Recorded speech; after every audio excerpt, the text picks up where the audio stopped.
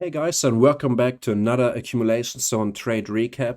So for today's first trade, I only traded the London session so far and one trade during the New York session because I am anticipating lots of volatility today at 2 p.m. New York local time because of the new FOMC press conference or meeting where they are going to decide if the interest rate is going to be raised by 1 full percent, 0.75 basis points, or 0.5 basis points.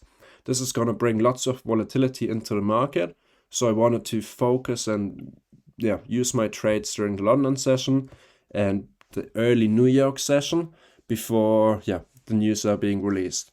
So I was watching the Euro US dollar chart here on a 5-minute chart, and during the early 3 a.m. New York local time, Frankfurt Open, I did not participate because I didn't see a clear setup, but we started to get a nice bullish stochastic RSI crossover here.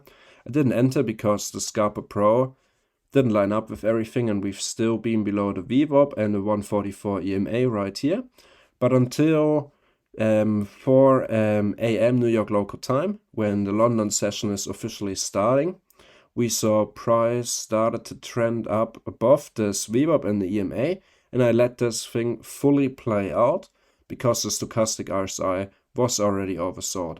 Of course, you could scalp some pips in here, but I prefer setups with a very high probability. So I waited for this breakout to happen, and then I wanted to see it pull back and continue in this direction.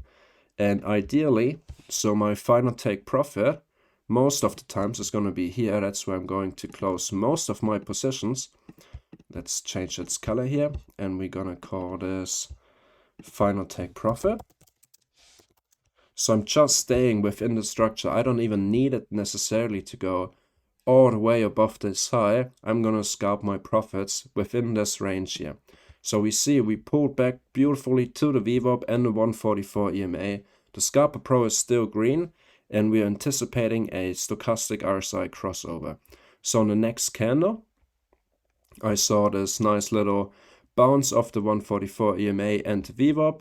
Same for the SCALPER Pro here, and the stochastic RSI crossed.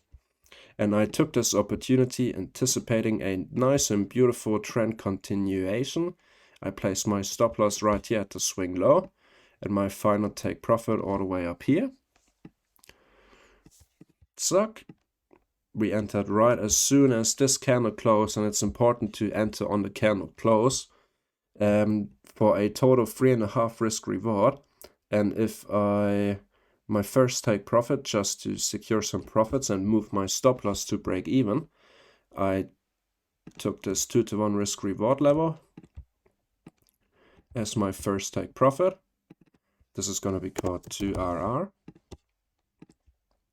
That's where I'm going to move my stop loss to break even, so I'm not losing as much, and I'm taking most of the time 50% of the trade, sometimes a bit more, sometimes a bit less, depending how quickly we reach this 2 risk reward.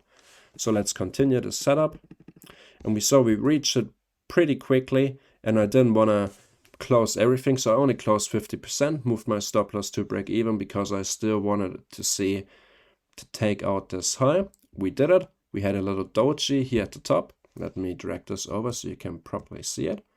2 risk reward, took 50% of the trade, let it run to my final take profit, and we broke out of here.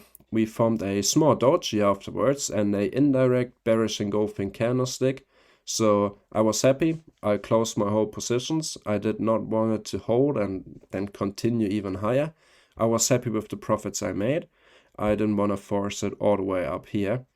I'm happy with my 3.5 risk to reward ratio. We also see we formed a small bearish divergence here.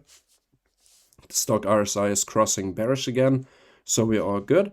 And yeah, that was a very nice trade. Afterwards, we continued consolidating and eventually trending into the other direction to go rather short. But I'm done with Euro US dollar for the day. I scalped my nice setup here, and I ended up with the London session with a total profit of 2%, 2.2%, because I didn't risk a 4% on this trade.